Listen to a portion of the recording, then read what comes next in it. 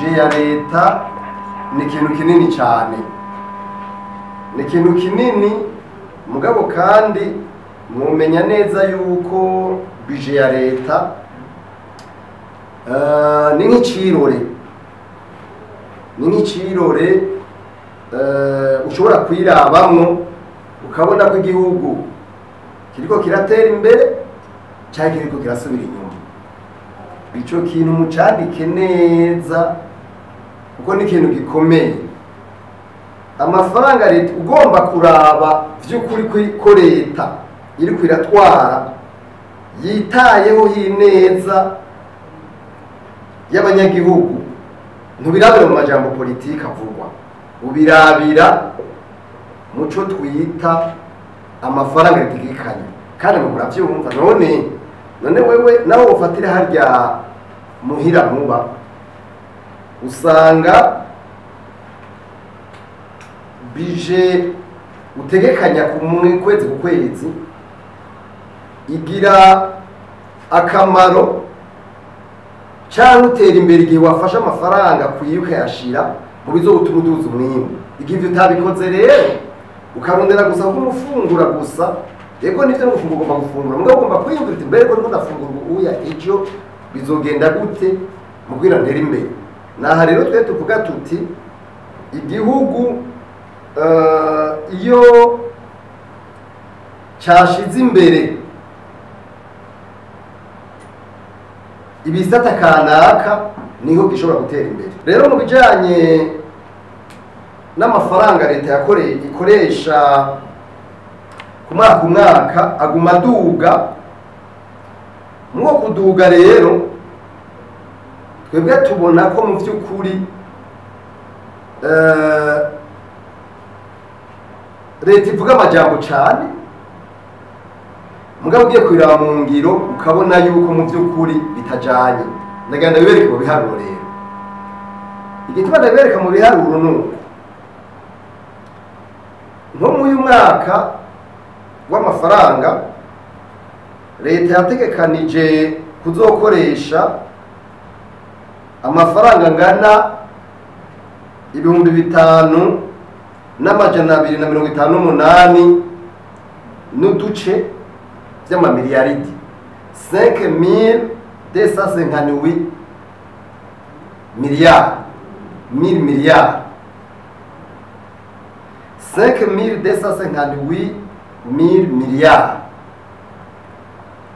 Murumva ko ico giharuro ari ni ibiharuro n'abigize ivy'ubutunzi batamenyereye gukoresha mugabo niko bimeze. Mwaya mafaranga rero ndababwiye n'amafaranga ugiye kuraba ingene agabuye n'uco ubibona neza.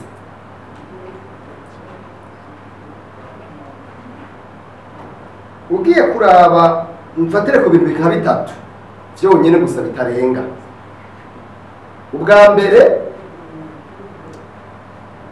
mwumvise ko amafaranga tizokoresha yose ari amamiliyaridi 5,000 birenga. Mugabo nagenda babwire yuko mu mafaranga leta itegereje kwinjiza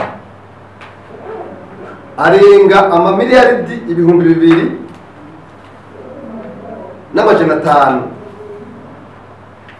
Ayo netsinjiza ikuye mu makori no mu matagisi, ibyo twita mu gifaransa les produits fiscaux. Hagati aho haca haza ayandi mafaranga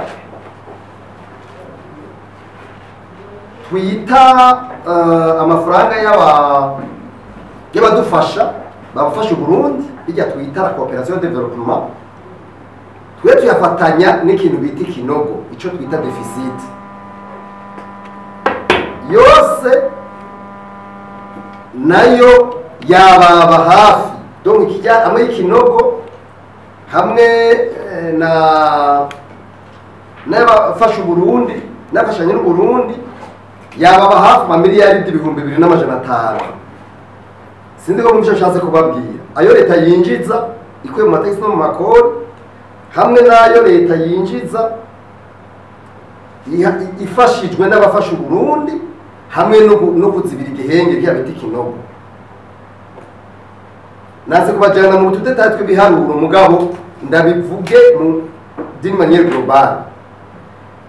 Mwayo afasha mwayo navuze yitwa kwava hanze, urumva harimo amamiliyaridi arenga amajana 400 miliyari, ngerageje 436 miliyari ngerageje kugira. Donc ayo niyo ikinogo cy'uyu mwaka leta irondera kuzibira. Mwico kinogo no muki ayo ngo bafatanye namwe nababwira yabaja ku ma projets za Banque Mondiale, BAD n'abandi. Ayo mafaranga rero nayone arafise ingene arafise ukungene aronderwa ico twita le financement de déficit. Le financement de déficit nayo general ava ahantu habiri. Iyo deficit leta ifata amadeni mu mabanki aya cyangwa igasaba muri ntuzenya muri BRB ico bita emission de body trésor. Ivyo rero bica biza kuduza bica kuduza ideni mu gihugu. Kandi namwe muyumvire uri umuntu nawe tunagumyengereranya leta n'urugo rwawe. Iyumvire wewe ufata ideni kugira ngo uze gufungura iminsi yose, mugabo ufata ideni kugira ngo urabe imigambi uzaguteza imbere wumva gahotera imbere ntibikunda. Rero iyo financement iyo deficit ingorane ikikunda kuba ikiza kubera dufata amadeni mu gihugu, ikiza kuduza ideni. Navuze yuko nitangura amamiliyaridi arenga gato 2,500 ariyo leta ari igihugu citeze kwinjiza mu bice mu mataxi no mu makori. Mugabo amafaranga twiteze kuzokoresha icyo twita budget de fonctionnement. Budget de fonctionnement usanga yaba nkayo nyene, ni kuvuga cy'amafaranga leta kugira ngo ibeho ikoresha. Mugabo nshatse kuvuga ingaho rero nshatse kuvuga ivyo ngiye kuri budget de fonctionnement.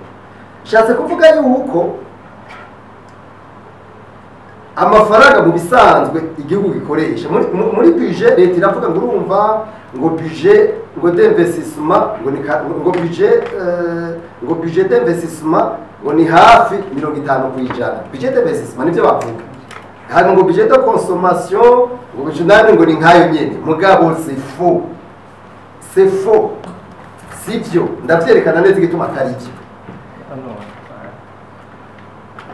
Tuvuze ugiye kuraba navuze kuraba amafaranga leta bifise mu ntoki gutya ifise nabyo amafaranga ava mu makori no matagisi ajya ni ifise mu bisanzwe ajya nayo mwayumvise ingerangana ajya rero ayandi ifise naye ba partenaire mwe navuga abwe ba partenaire kandi nayo ne yaraduzu ayitagira najya nijya financement de mwumvise yava ayo rero ifise ikintu cya mbere leta ikora umva nishobora kuza kuinvestisa kugira imigambi itabanje kubaho ntibikunda imishahara bijya ikoresha mu buzima bwa misi yose. Donc ajya amafaranga rero yinjira ku munsi avuye mu makuru no matagisi ashaza kufinansa ivyo ashaza kubanza kuriha gutuma leta ibaho. Amahera nashaje mu migambi ucu usanga ari yandi turindira ku ba partenaire, turindira ku bantu nzenya kujya financement ya deficit. Ikibazo kisha kibanu nikiye kica kiza ngaha ajya amafaranga y'aba partenaire uraza abantu nzenya kamwe murabizi ko nka Banque Mondiale, BAD bari mu projet d'investissement manini murabizi neza. Ariko ikibazo kica kibaho nikiye hacaza cha kibazo cha todo décaissement. Aho usanga ya budget iheze bageze kuri todo décaissement ya 20%. Nani mwe mu bintu dushobora kugenda gute todo décaissement hariho n'ayatombananirasiyo urazi ry'amafaranga bafise umwaka igihe atarenza hagati kubera probleme ya capacité d'absorption y'abari mu nzego z'igihugu ingene bashobora gukora imigambi bakayikoresha biciye mu nzego biciye muco twita transparence mu gukora ku mugaragaro no gukora imigambi ukurikije ivy'amaprojet n'amaprograme abafashanya n'ubundi babasaba. Urumva rero budget mugiye kwiraba neza mu by'ukuri irafise ibibazo bihambaye cyane, turafise ibibazo bikomeye bya management byo gutunganya neza ibintu bijanye n'amafaranga y'igihugu. Rero ibi by'amafaranga y'igihugu je cyenda bifatwe muri uriko bica tubifatanya na vision. Vision mwese murayizi murayibona ni iyi igizwe n'amapiriye atanu. Hari piriye ya mbere yitwa engagement de l'État ariyo ivuga ibijanye na gouvernance na lutte contre la corruption. Ugiye kuraba muri iyi budget murafasha kuraba nta namwe ushobora gusanga amafaranga ari destiné ku bintu bya gouvernance kandi maze igira imari niyo muri 2023 juillet 2023 à juillet 2024 ni ukuvugira amaze imyaka ibiri iyo mugabo nta namwe ushobora gusanga budget spécifique yiyo ntunzenya yiyo nta namwe ushobora gusanga iyo ushobora gusanga ayo ntunzenya ayo mafaranga ari destiné kuri ntunzenya kuri iyo pilier kuko igizwe n'amabujectif abiri iyo pilier objectif yo kuranforsa inzego z'igihugu la capacité institutionnelle n'objectif yo kurwanya corruption mugabo murambandiriza ingwego amafaranga destiné kuri lutte contre la corruption ingenda ngana kuno munsi ntabaho. Urumva rero ariko usanga tuvuga ikintu gigushane cyacu ako ni kamwe kubijanye na ntunzenya na pilier ya mbere. Twebwe muri Oricome dufata yuko la réalisation y'irya vision irafise des préalables, irafise ibintu bifatirwa ko nta keka. Ivyo bintu bifatirwa ko rero vya mbere nivyo niyo pilier ya mbere ata amafaranga yayo ahari none mwe mwumva vyoshoboka gute.